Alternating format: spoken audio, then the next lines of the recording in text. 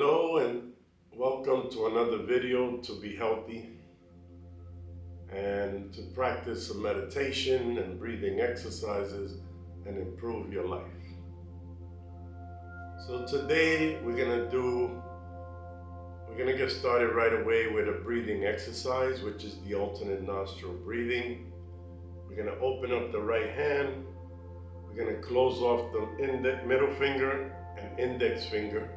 We're going to place the right thumb on the right nostril, the ring finger on the left nostril, and we're just going to alternate. Inhale, exhale. Inhale, exhale. Inhale, exhale. Inhale, exhale. Inhale, exhale. Inhale, exhale. So let's get started. Follow along.